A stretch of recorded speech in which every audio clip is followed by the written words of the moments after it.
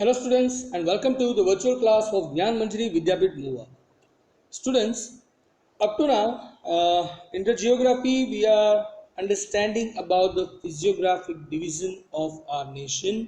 हमारे देश का जो physiographic division है, basically जो हमारा land mass है उसका division कैसे different types में है वो हम सीख रहे हैं. सबसे पहले हमने देखा माउंटेन्स यानी कि हिमालयास की हमने बात की थी, राइट. हिमालयन रेंज के बाद हमने बात की थी प्लेन्स की, नॉर्दर्न प्लेन्स, राइट. उसके बाद हमने बात की थी द प्लेटोस की. सो वहां तक हमने सीखा. आज हम अपने जो लास्ट टू फिजियोग्राफिक डिविजन्स है उसके बारे में सीखने वाले हैं, right. So the first one is known as the coastal plains, right, and the second one is going to be the islands. हमारा देश एक ऐसा देश है जिसके अंदर हमें हर प्रकार के फिजियोग्राफिक डिवीजन ऑफ लैंड देखने को मिलते हैं, राइट. सबसे पहले हमने देखा था, वापस थोड़ा सा रिवीजन कर ले. सबसे पहले हमने हिमालयन रेंज देखा, फिर उसका डिवीजन वर्टिकली और हॉरिजॉन्टली करके भी देखा. उसके बाद हमने नॉर्दर्न प्लेन्स के बारे में सीखा था. उसके बाद हमने प्लेटोस के बारे में सीखा जो हमारा लास्ट सेशन था, राइट. आज के सेशन में हम दो टॉपिक एक साथ समझने वाले हैं. तो पहला जो टॉपिक हमारा रहेगा, राइट, वो पहला टॉपिक हमारा है द कोस्ट लाइन, यानी कि हमारे कोस्टल प्लेन्स, यानी कि हमारे जो कोस्टल एरिया में जो प्लेन लैंड हमें देखने को मिलती है, राइट. कोस्टल प्लेन्स यानी कि कोस्टल एरिया यानी कि दरिया किनारा, और प्लेन्स यानी कि जहाँ पे आपको एकदम साफ सीधी जमीन देखने को मिले. तो कोस्टल प्लेन्स जो है वो हमारा पूरा का पूरा वेस्टर्न बॉर्डर से लेकर साउथ से होकर ईस्टर्न बॉर्डर तक जाता है. लेकिन उस कोस्टल प्लेन्स को हम 5 डिफरेंट डिविजन्स में डिवाइड करते हैं. सबसे पहला डिवीजन जो हमारा वेस्ट साइड में है, जो गुजरात के एंड से स्टार्ट होकर मुंबई महाराष्ट्र से लेकर गोवा तक जाता है. गुजरात के साउदर्न पार्ट से लेकर पूरे महाराष्ट्र का कोस्टल एरिया लेकर गोवा तक खत्म होता है, वो है हमारा पहला डिवीजन, वो है Konkan coast, right. So that is the Konkan coast and that you can see over here, जो गुजरात के साउथ से लेकर हमारे गोवा तक पहुंचता है, राइट. सेकंड जो हमारा कोस्टल प्लेन है वो है कन्नड़ कोस्ट, राइट, वो है Kannada coast and that covers the coast of the Karnataka. तो गोवा से नीचे कर्नाटका स्टार्ट होता है और कर्नाटका जब खत्म होता है तो पूरा जो कर्नाटका है, राइट, कर्नाटक का पूरा जो सी कोस्ट लाइन है हमारा और वहां की जो प्लेन लैंड्स पाई जाती है उसे हम कहेंगे द कन्नड़ कोस्ट. उसके बाद आता है the Malabar coast. Malabar coast is found in Kerala. It is the coastal line of Kerala, right. Kerala का जो हमारा कोस्टल एरिया है उसे हम मालाबार कोस्ट के नाम से जानेंगे. आफ्टरवर्ड्स केरला से इस तरफ आता है तमिलनाडु, राइट. सो तमिलनाडु का जो एरिया है और उसके ऊपर का एरिया है उसे हम कहेंगे Coromandel coast. That is found over here in the southern part, जो हमें ग्रीन ब्रैकेट में दिख रहा है, right. That is the Coromandel coast. उसके अंदर महानंदी, गोदावरी, कृष्णा और कावेरी, राइट, इन सारी नदियों ने वहां पे डेल्टास फॉर्म किए हैं, right. Delta means a place from where the river gets divided, right. कोई एक एरिया बीच में बड़ी सी जमीन आ गई, उसकी वजह से जो रिवर है उसका डिवीजन हो जाता है, 1 से 2 हो जाता है, right. It gets split into 2 rivers rather than being just one, right. So that is known as the deltas. So the Mahanandi, Godavari, Krishna and Kaveri, these 4 rivers have formed deltas on this coast, right, the Coromandel coast. और वहां से ऊपर आंध्र प्रदेश से लेकर उड़ीसा तक, ये जो आपको ब्रैकेट दिख रहा है यहाँ से बड़ा वाला ईस्टर्न साइड ऑफ इंडिया में, उसे हम कहेंगे northern Sircar, right. And that covers the part of the Odisha and the Andhra Pradesh.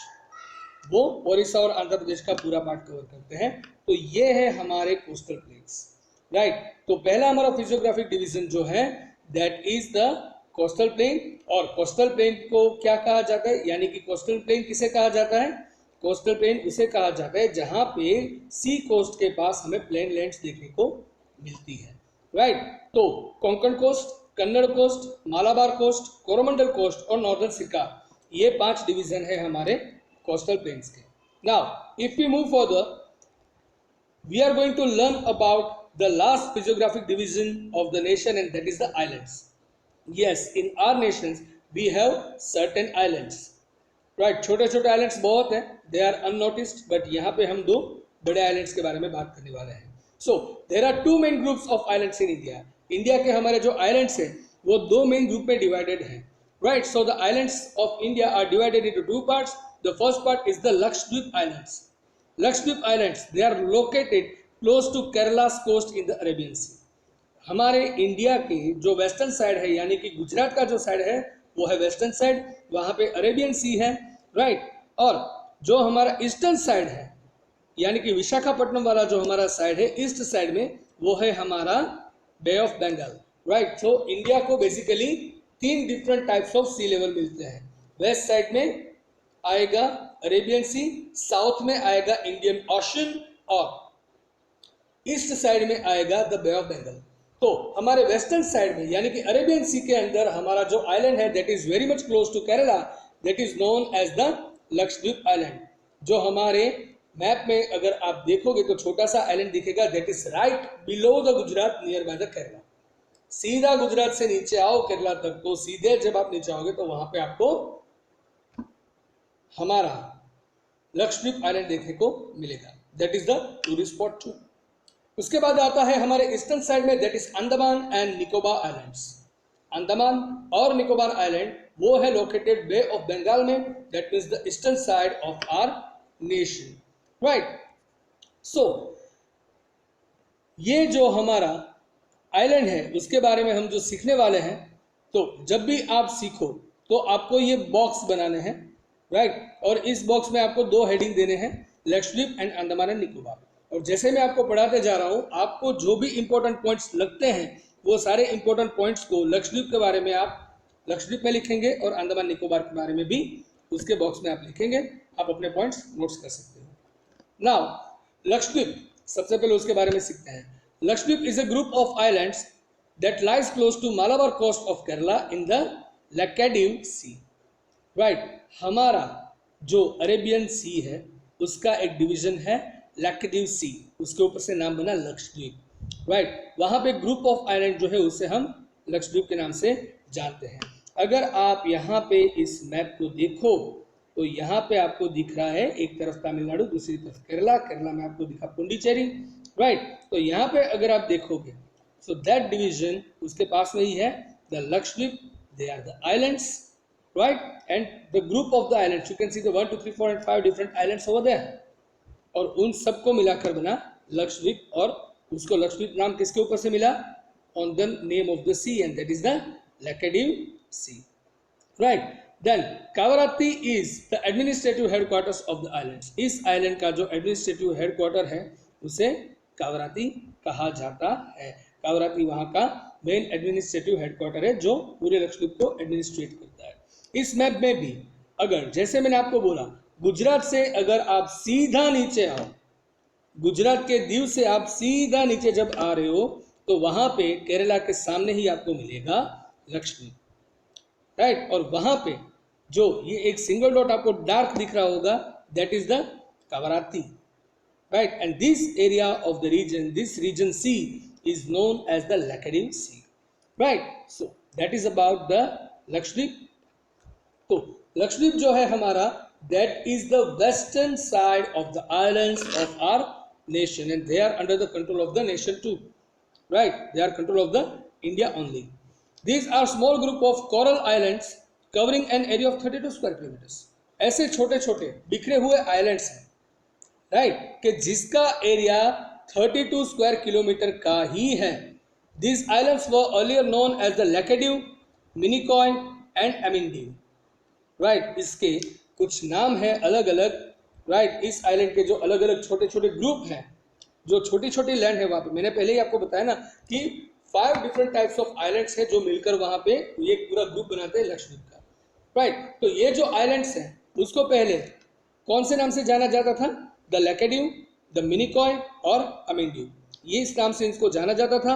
In 1973 they were renamed Lakshadweep. 1973 में उसका नाम चेंज किया और उसको नाम दिया गया Lakshadweep.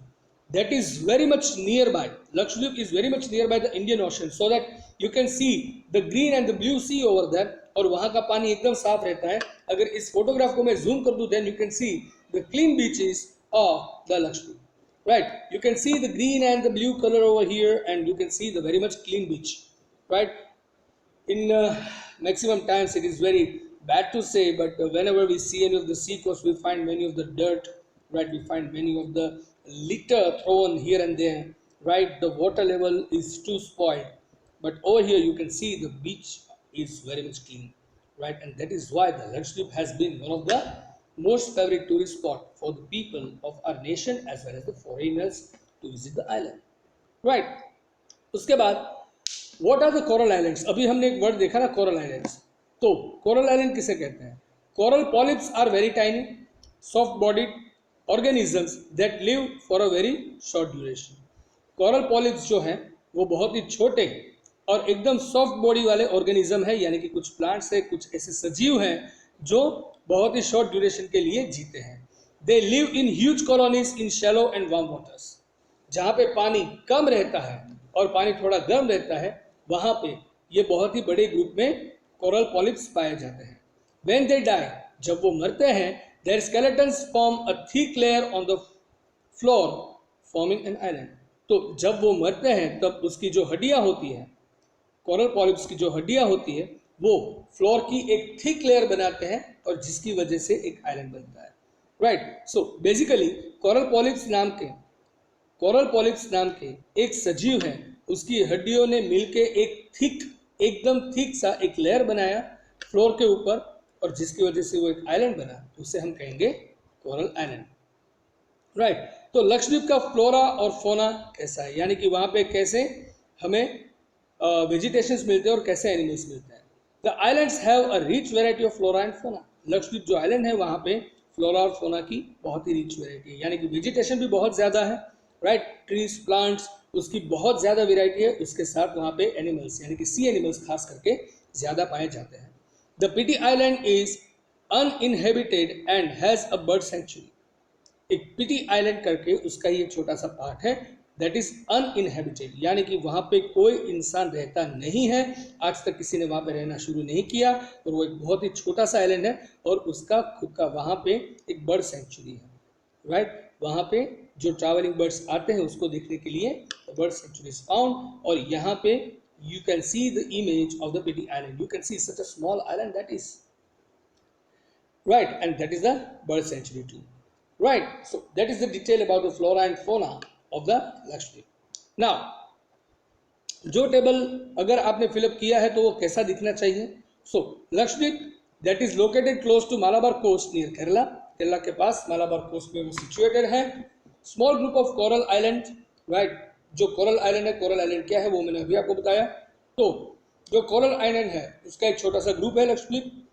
Kavaratti is it's administrative headquarters. उसका एडमिन हेडक्वार्टर जो है, जहाँ पे उसका एडमिनिस्ट्रेशन, जहाँ पे उसका संचालन होता है, वो है Kavaratti. Rich variety of flora and fauna is found in the Lakshadweep and the uninhabited Pitti island has a bird sanctuary. एक ऐसा आइलैंड भी है जिसका नाम है पिटी आइलैंड, जहाँ पे अनइनहेबिटेड यानी कि कोई भी इंसान वहाँ पे रहता नहीं है, और वहाँ पे एक बहुत ही अच्छी बर्ड सेंचुरी पाई जाती है।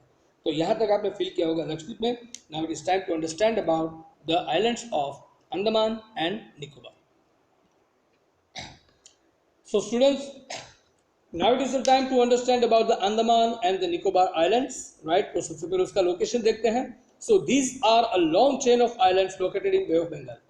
Bay of Bengal यानी कि ईस्टर्न साइड, जहाँ पे हमारा इंडिया का ईस्टर्न साइड है, उसके सीधे नीचे आप आओ और तमिलनाडु के सामने ही आपको अंडमान और निकोबार आइलैंड देखने को मिलेंगे, राइट? और ये एक लंबी चेन है आइलैंड्स की, जहाँ पे हमने सबसे पहले लक्षद्वीप में देखा तो वहाँ पे कुछ बिखरे से आइलैंड्स थे जिसका ग्रुप बनकर लक्षद्वीप बना। यहाँ पे अंडमान और निकोबार में there is the chain, the long chain of the island, right? और उसको मिलके पूरा एरिया बना Andaman and Nicobar, right? So they are divided into two regions. ये जो आइलैंड्स है उसको हम कहते हैं Andaman and Nicobar all together, but वो दो डिफरेंट रीजन में डिवाइडेड है, the Andaman in the north and the Nicobar in the south. तो ये जो आइलैंड है वो वर्टिकल लाइन में है, तो नॉर्दर्न साइड में जो आएगा वो है अंडमान, और उसके बीच में सी है, और सी के बाद जो साउदर्न साइड में आएगा वो है निकोबार। और port Blair is the capital city. Andaman Nicobar is the island और उसका जो कैपिटल सिटी है वो है port Blair. And that you can see over here very much clearly that the northern side is known as the Andaman Islands, right? और उसके बाद नीचे छोटा सा सी गैप आता है, राइट? और उसके बीच में यहाँ पे अगर हम देखें उसके नीचे तो जो छोटे बिखरे से आइलैंड्स है वो है Nicobar islands. And you can see the different islands over here. और इन दोनों का एडमिनिस्ट्रेटिव जहाँ से होगा, एडमिनिस्ट्रेटिव वर्क जहाँ से होगा यानी कि उसका कैपिटल सिटी होगा वो है पोर्ट ब्लेयर, राइट? सो उसके फीचर्स अगर मेनली देखें, the group consist of numerous scattered islands and a bigger than Lakshadweep. तो ये जो ग्रुप है उसमें बहुत सारे बिखरे हुए, स्कैटर्ड यानी कि डिफरेंट, बिखरे हुए, तो बिखरे हुए आइलैंड से उसका ये पूरा ग्रुप है. और ये आइलैंड लक्षद्वीप से बड़ा है. लक्षद्वीप बहुत ही छोटा है लेकिन अगर अंडमान निकोबार को कंबाइन करें तो वो बहुत ही बड़ा बन जाता है साइज में. They lie close to the equator and have an equatorial climate. तो अर्थ का इक्वेटर हम सबको पता है कि जो एक लाइन जो अर्थ को नॉर्थ और साउथ में एकदम बीच में से डिवाइड करता है, राइट, उस लाइन के ऊपर अर्थ का नॉर्दर्न पार्ट रहेगा और दूसरे लाइन में अर्थ का सेकंड हाफ यानी कि साउदर्न पार्ट रहेगा. तो ये अंडमान और निकोबार आइलैंड जो है वो इक्वेटर लाइन पे आता है और उसका एनवायरनमेंट जो है, उसका क्लाइमेट जो है वो भी इक्वेटर में जैसा होना चाहिए यानी कि इक्वेटोरियल क्लाइमेट वहाँ पे पाया जाता है. उससे आगे अगर हम देखें तो उसके फीचर्स और भी हैं. These islands are of strategic importance of the country. हमारे कंट्री का स्ट्रेटेजिक इंपॉर्टेंस भी बहुत है. इस आइलैंड के साथ हमारे देश की स्ट्रेटेजी फॉर्म करने के लिए भी ये आइलैंड बहुत ही इंपॉर्टेंट है. They form India south east border and are the perfect location for a naval base to ensure India security. तो हमारे इंडिया का south east border Andaman Nicobar island से बनता है और एक परफेक्ट लोकेशन है जहां पे हम इंडिया की सिक्योरिटी के लिए एक नेवल बेस बना सके, राइट, और जहां पे ऑलरेडी हमारा नेवल बेस एक्टिवेट हो रहा है. देन और फीचर्स अगर देखें, the islands are believed to be an elevated portion of submarine mountains. Submarine mountains यानी कि पानी के नीचे, सबमरीन, मरीन यानी कि दरिया, सागर, राइट. तो मरीन लाइन में नीचे जो जाए उसे हम सबमरीन कहेंगे. And that is how the submarine boat is form, right. The name is given after that only. So submarine mountains थे, राइट, वो एलिवेट हो गए यानी कि पानी के नीचे जो माउंटेन थे वो एलिवेट यानी कि वो ऊपर आ गए अर्थ पे और उसकी वजह से ये आइलैंड फॉर्म हुआ है, राइट, ऐसे माना जाता है. Submarine mountains are mountains that are mostly or entirely under water. Submarine mountain किसे कहते हैं? तो ऐसे माउंटेन्स को जो ज्यादातर या फिर पूरे के पूरे अर्थ के नीचे, पानी के नीचे होते हैं, राइट, अंडर वाटर होते हैं, उसे हम सबमरीन माउंटेन के नाम से जानते हैं. जब उसकी हाइट बढ़ी तब अंडमान निकोबार आइलैंड्स बने, ऐसा माना जाता है. They are believed to be formed as a result of tectonic forces. Tectonic forces के बारे में हम पहले भी देख चुके हैं. हिमालय कैसे फॉर्म हुआ वो भी हम देख चुके हैं कि दो टेक्टोनिक प्लेट्स एक दूसरे के साथ जब टकराती है तब कोई एक टेक्टोनिक प्लेट जो है वो नीचे की तरफ होती है तो पूरी धंसती है, जिसकी वजह से दूसरी प्लेट जो है वो ऐसे ऊपर की तरफ अर्थ को प्रेशर करती है और वहां पे माउंटेन फॉर्म होता है. तो वैसे टेक्टोनिक फोर्सेस की वजह से ये आइलैंड सबसे पहले बने थे अंडर वाटर, सबमरीन माउंटेन्स बने थे और सबमरीन माउंटेन बनने के बाद उसका एलिवेशन हुआ, वो अर्थ लेवल से ऊपर है, सी लेवल से ऊपर है. That is how they became the islands, right. So it is believed that way. Then अगर वहां का फ्लोरा और फोना देखें तो India's only active volcano is located here on an island called barren island. Andaman Nicobar island जो है उसका ही एक पार्ट है बैरन आइलैंड और इंडिया में सिर्फ एक ही एक्टिव वोल्केनो है, एक ही वोल्केनो है जहां से लावा यानी कि मैग्मा पिघलकर निकलता है, राइट. तो ये जो एक्टिव वोल्केनो इंडिया में सिर्फ एक ही है, that is found in the barren island, that is the part of the Andaman Nicobar. The islands have rich diversity of flora and fauna and have a thick forest cover. इस island में flora और fauna यानी कि flowers, plants, trees, that is all covered into the flora, the whole type of vegetations, and fauna यानी कि all type of animals, right, कुछ की बहुत ही रिच डाइवर्सिटी है और यहाँ पे आपको बहुत सारे थिक फॉरेस्ट भी देखने को मिलेंगे, राइट. तो अभी तक जो मैंने समझाया उससे आपने अंडमान निकोबार में इतने पॉइंट्स लिखे हुए होने चाहिए. That they are located in the bay of Bengal, the Port Blair is the capital, they are of strategic importance for the country, believed to be an elevated portion of submarine mountains and have India's only active volcano on barren island. तो यहाँ तक आपने लिखा हुआ होना चाहिए। So students, that was all I wanted to cover for today's session, right? तो आज के सेशन में हमने कवर किया the eastern and the western, right, the coastal planes. Eastern side में और वेस्टर्न साइड में मिलकर कुछ 5 कोस्टल प्लेन्स हैं, राइट, वो हमने आज सीखा। और दूसरा हमने फिजियोग्राफिक डिवीजन देखा, and that is about the islands of the nation, जिसमें हमने लक्षद्वीप और अंडमान निकोबार आइलैंड्स के बारे में सीखा है, राइट। तो now it is time for today's homework. आज का होमवर्क थोड़ा सा लंबा होगा क्योंकि कल संडे ही है, हॉलीडे है, तो आज थोड़ा सा लंबा होमवर्क कर लेते हैं, उसमें कोई इशू नहीं है। सबसे पहले तो ये बॉक्स आपको फिलअप करना है जो मैंने वीडियो में भी दिखाया है या फिर आपने भी किया था, उसको अच्छे से लिखना है। अगर आपने कोई मिस्टेक्स की है तो आप उस वीडियो में से देखकर इसको कॉपी कर सकते हो, और यही बॉक्स आपको लक्षद्वीप और अंडमान निकोबार आइलैंड्स के बारे में याद रखने के लिए हेल्पफुल होगा, right. So the question number 1 is fill up this box. Question number 2, जिसका क्वेश्चन नीचे दिया गया है 7.11, how was Lakshadweep form, right, Lakshadweep कैसे फॉर्म हुआ था, ये रहा आपका क्वेश्चन नंबर 2।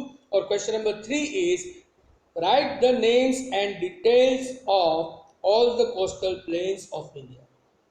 इंडिया के जितने भी कोस्टल प्लेन्स हैं उसके जितने डिवीजन हैं, जो मैंने अभी सिखाया सबसे पहले आपको, कुल 5 डिवीजन थे, उन सबके नाम और उसकी छोटी छोटी सी डिटेल्स, यानी कि हर एक कोस्टल प्लेन है उसका पहले नाम लिखना है और 1 या 2 लाइन में उसकी डिटेल्स लिखनी है, राइट। यानी कि 10 to 15 लाइन्स के बीच में आपका ये होमवर्क हो जाना चाहिए, right. So write the names and details of all the coastal plains of India, that is going to be your homework. So बच्चों, आई होप आपको आज का सेशन समझ में आया होगा। अगर कोई क्वेरी है तो you guys have got my number, you can contact me any time you want, but that's all for today's session. I will see you in the next session with a new topic. Till then, now it's time to say good bye, right? So goodbye, take care, have a nice time, stay home, stay safe, and yes, don't forget to share your homework. Thank you.